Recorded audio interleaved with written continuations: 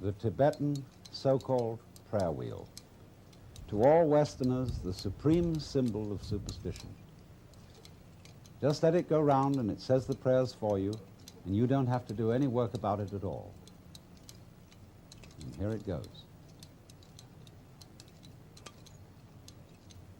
But what's fascinating about it?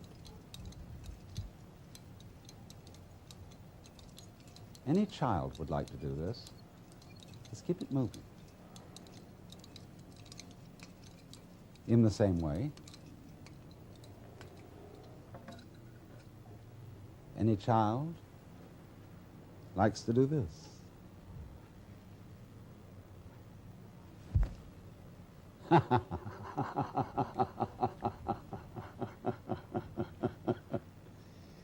Swing it around. It's curious. It doesn't form a perfect circle because you have to make your hand go whoop, whoop, whoop, whoop, whoop. And so its path is an ellipse. It's the same as the path of the Earth around the sun. It just swings. It goes around, around and around and around and around.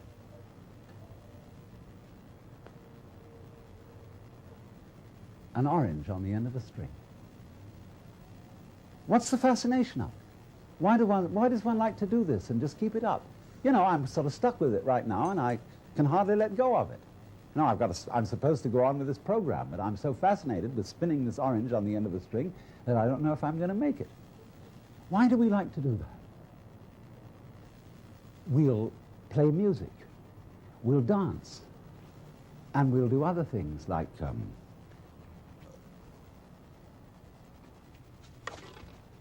I happen to be a lover of archery, but I don't like archery for killing things. I like it as a sport. But what I like most of all is to set an arrow free, like it were a bird. You know, when it gets far up in the sky, whee! You watch it. And it suddenly turns and drops. What is it that fascinates us about that? Because it's not useful. It doesn't really achieve anything that we would call purposive work. It simply is what we call play. But in our culture, we make an extremely rigid division between work and play. You're supposed to work in order to earn enough money to give you sufficient leisure time for something entirely different called having fun or play. And this is the most ridiculous division of things, because everything that we do, however tough it is, however strenuous, can be turned into the same kind of play as I was showing you when I was completely fascinated with spinning that orange around my head. Let's, for example, take the situation that I ran into a little while ago. I was in the New York subway at 59th Street near Columbus Circle, and I wanted to get my shoes shined. Actually, I don't wear shoes except when I'm on the East Coast, because there one dresses respectably, and on the West Coast I wear Indian moccasins because it's the only comfortable shoe I can wear. But on the East Coast, you know, you wear an ordinary shoe. So I went to get my shoe shined, and here was this black fellow who was making shoe shining a real art. He got his cloth, you know, which you spread out like this, and was going over my shoe.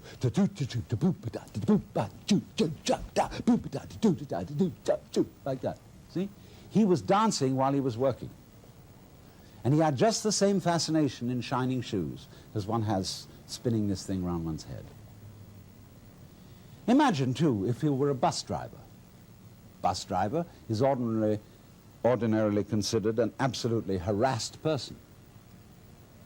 He's got to watch out for all the laws, all the competing traffic, the cops, the people coming on board giving their fares, and he has to give them change. And if he has it in his head that this is work, it will be hell. But let's suppose he has a different thing in his head. Supposing he has the idea that moving this enormous conveyance through complicated traffic is a very, very subtle game. And he has the same feeling about it that you might have if you were playing the guitar or dancing. And so he goes through that traffic, avoiding this and avoiding that and taking a fare like this, and he makes a music of the whole thing. Well, he's not going to be tired out at the end of the day. He's going to be full of energy when he gets through his job. Or suppose you're condemned to be a housewife, which is the most lowly of all occupations. And you have to clean up. You know, I've said that there are only 4 fundamental philosophical questions. The first is, who started it? The second is, are we going to make it? The third is, where are we going to put it? And the fourth is, who's going to clean up? And this is the lowliest of all occupations. The housewife who washes the dishes and the garbage collector who takes away the stuff. And he has to find out where we're going to put it. So now, who's going to clean up? Incidentally, if you ask yourself these 4 questions in order, who started it? Are we going to make it? Where are we going to put it? And who's going to clean up? It prompts a 5th question, which is it serious? Like, doctor, is it serious? Well, supposing it isn't. And then the housewife who's going to clean up approaches washing dishes in an entirely different spirit. And don't think that I'm some sort of male chauvinist who's trying to talk women into the idea of staying in their place. Because I'm perfectly willing to wash dishes too, because the art of washing dishes is that you only have to wash one at a time. If you're doing it day after day, you have in your mind's eye an enormous stack of filthy dishes which you have washed up in years past, and an enormous stack of filthy dishes which you will wash up in years future. But if you bring in your mind to the state of reality, which is, as I've pointed out to you, only now, this is where we are. There is only now. You only have to wash one dish. It's the only dish you'll ever have to wash, this one. You ignore all the rest, because in reality, there is no past and there is no future. There is just now. So you wash this one. And instead of thinking, have I got it really clean, as my mother taught me with an angry voice, that I had to get every little scrap off it, you know, and she got angry at you. Instead, you turn the cleaning movement into a dance. Like this. And you dig that.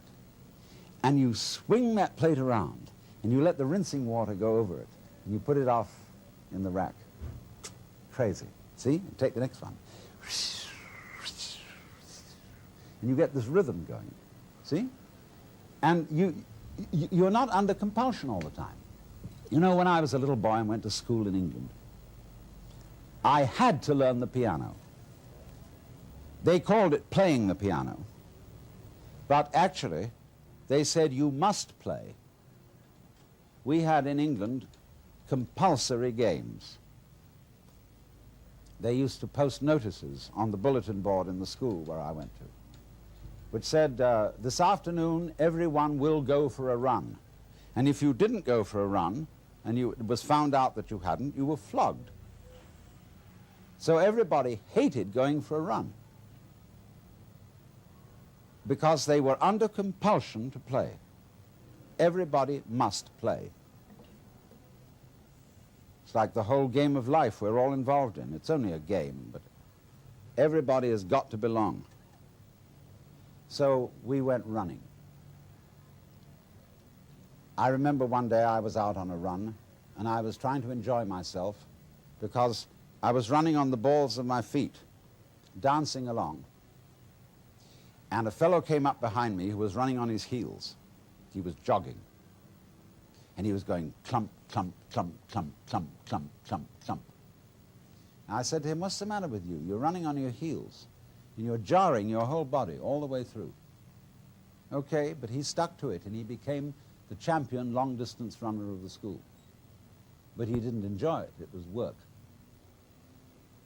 And all he enjoyed was the suffering that he endured that made him feel that he had really contributed to the human race because he suffered so much. He identified his existence and his worth with his suffering. Now, really great runners dance when they run. They don't necessarily follow a straight course. They may weave. And in the same way, if you happen to witness in the year 1970 the World Cup Championship in soccer, you would have seen that the winning team from Brazil, which consisted mostly of spades, played soccer in a most extraordinary way. They played it like basketball. They played it dancing. The way we learned soccer in school when I was a boy was very, very formal and orderly, and we didn't really enjoy it. But these fellows were bouncing balls off their shoulders, off every muscle, and they had astonishing teamwork. But at the same time were dancing the game, and the sports writer in the London Times said that they danced their way to victory. So the point is, therefore, that you can do everything you have to do in this spirit. Don't make a distinction between work and play. Regard everything that you're doing as play, and don't imagine for 1 minute that you've got to be serious about it. Let's take, for example, the rest of the world, other than ourselves. Think for a moment, what are vegetables doing? Let's, for example, consider this. And what's it all about? I mean, it serves us, human beings, by being decorative, but what is it from its own point of view? See, because here is this stalk, and all these leaves come out, ka-ching, ka-ching, ka-ching, ka-ching, ka-ching, ka-ching, all the way to the stalk, then whoops, it goes into this. And then it goes into flowers in the end, you see, and they go kitty, kitty, kitty, kitty, kitty, kitty, kitty, kitty, all around. But I look at the thing, and it's like a symphony. It's just like Bach doing a fugue, with all the different movements going. And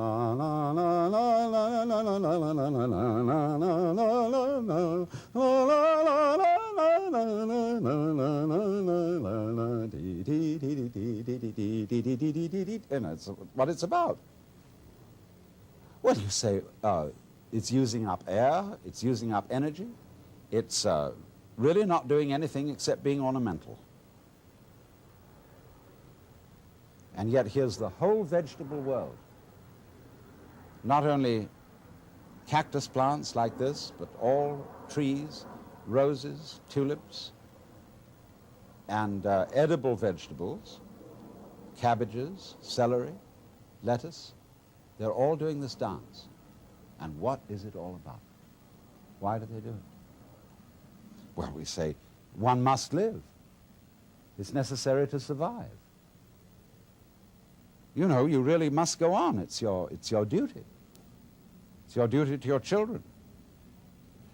But you see, the thing I feel is if you bring up your children that way and tell them that they ought to be grateful to you because you're doing your duty towards them, they will learn to bring up their children in the same way, and everybody will be depressed. There really is no necessity to go on living. We think, you know, it's part of our Western philosophy, that we think we have a drive to survive, that we must go on living. Because some big daddy said to us, you got to go on living, see? And you better make it, or else. Well, I've already explained to you on this show that the fear of death is completely absurd. Because if you're dead, you've got nothing to worry about. So you'll be all right. So in the same way, you must not No, I don't want to use that word, must not.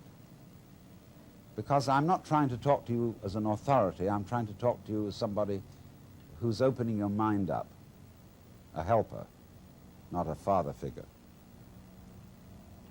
This thing here, this plant, I'm quite sure it doesn't say to itself, you ought to go on living. You've got an instinct to survive, which is something other than yourself and which you have to obey. See, I don't think of my own instincts as drives, which is the proper psychological term for them nowadays. I think of my instincts as myself. I don't say, excuse me, but I have an unfortunate desire to reproduce myself, and therefore I'm sexy, and would you please accommodate me? I don't say, excuse me, but I have to eat, and really it's absolutely necessary that I eat. I say, on the contrary, hooray! I am this desire to make love, and I am this desire to eat. It's not something else that pushes me around, it's me. Well, all right, but it doesn't have to go on. I don't feel so compelled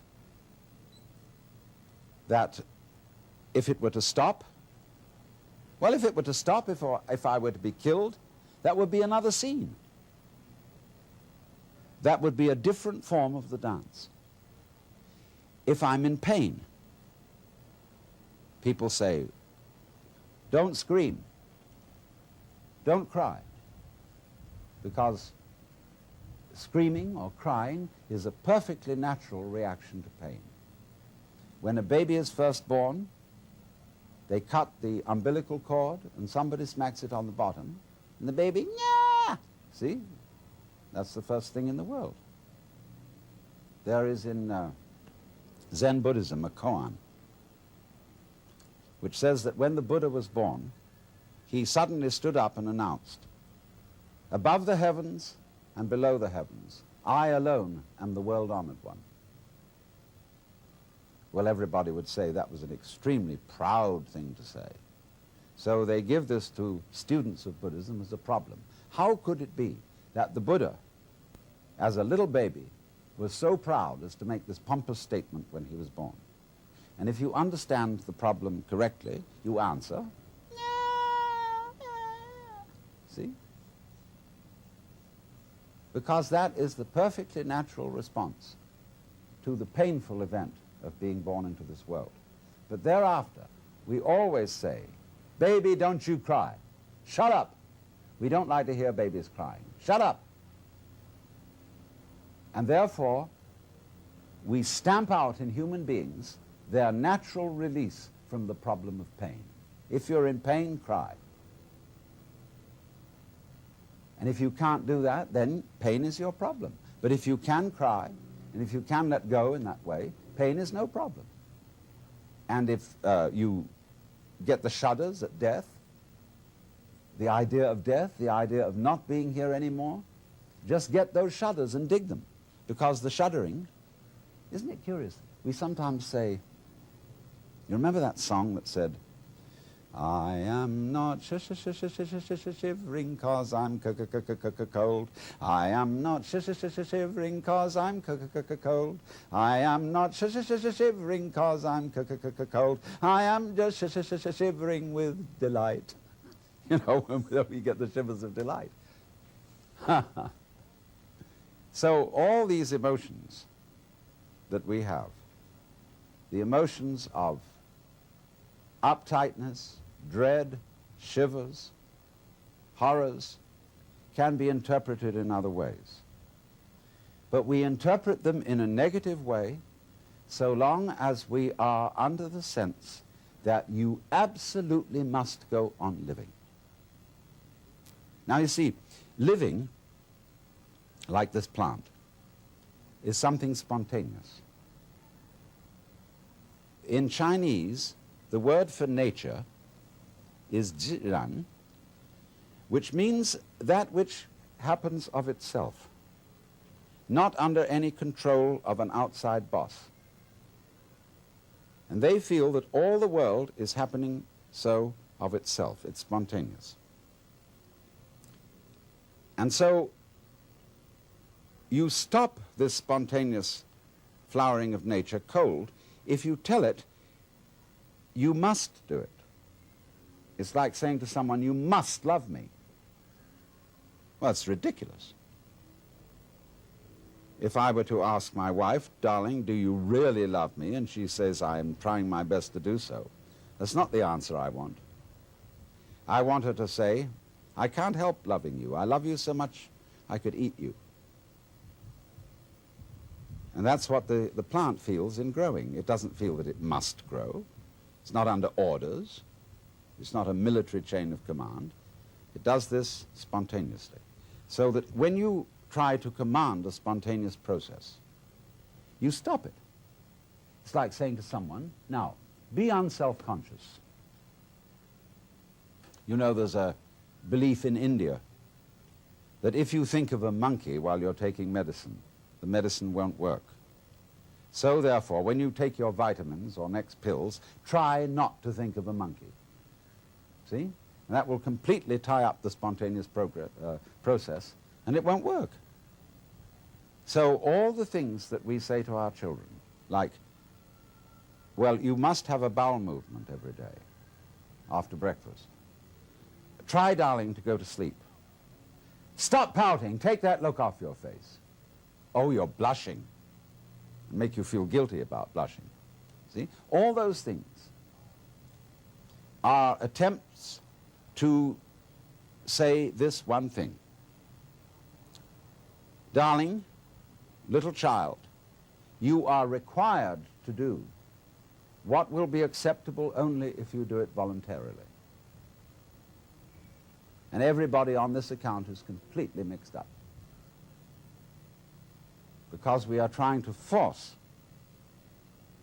genuine behavior. We all admire artists when we say they're unself-conscious. They seem so natural.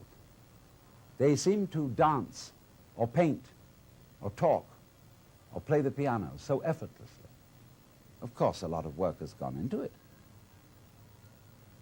But if you are a great artist, your so-called periods of practice, when you sit for hours and study your technique on the piano,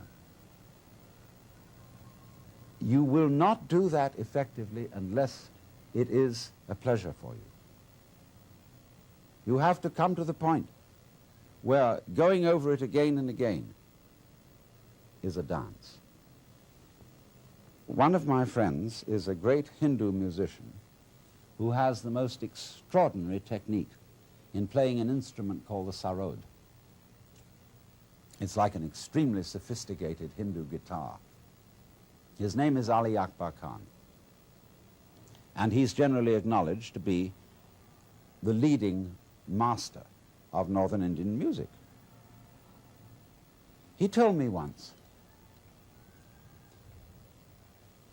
that the comprehension of music is in understanding one note. The meaning of that is he can sit for hours and hours working on this, but there really is only one note at a time. And he gets into that note and listens. He really listens. Gets into the sound. And it simply doesn't matter that it takes a long time, that he'll have to do this for many hours, because he's completely absorbed in listening to the sound he is now making. He's going with that vibration, as when you might chant, you see, like they do in yoga.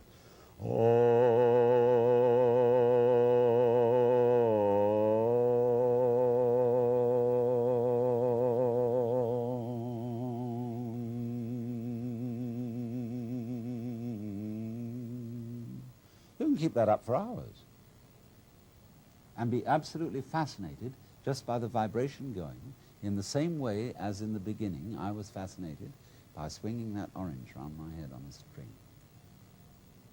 Now what is this? See, this is the real secret of life. To be completely engaged with what you're doing in the here and now. And instead of calling it work, realize that this is play.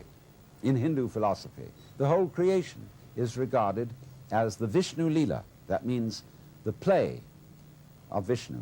Leela means dance or play, and from it we get our word lilt. They also, in Hindu philosophy, call the world an illusion. And in Latin, the root of the word illusion is ludere, to play.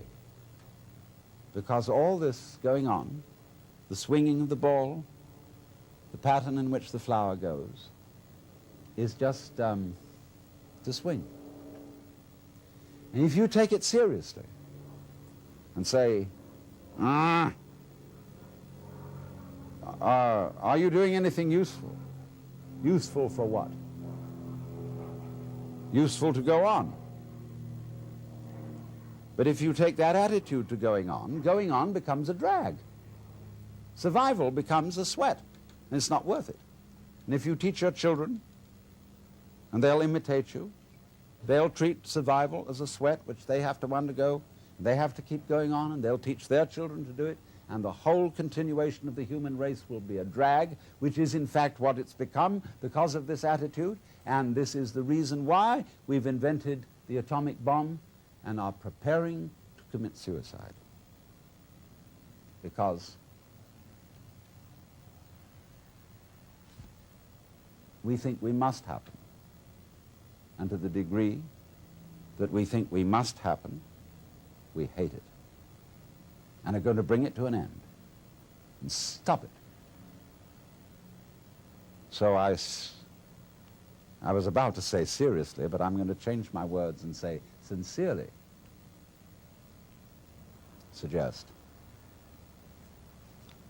You know, I'm not, in talking to you, I'm not preaching. I'm not actually serious, because I'm really with this rather than any kind of deep philosophy and so on. So I suggest to you sincerely. G.K. Chesterton once said that the angels fly because they take themselves lightly. How much more so then he, she who is Lord of the angels? Huh. The whole world is 3 for a penny, 3 for a pound, 'tis love that makes the world go round, or in the words of Dante. But my own wings were not for such a flight, except that, smiting through the mind of me, there came fulfillment in a flash of light, that my volition now and my desires were moved like wheel revolving evenly by love that moves the sun and starry fire.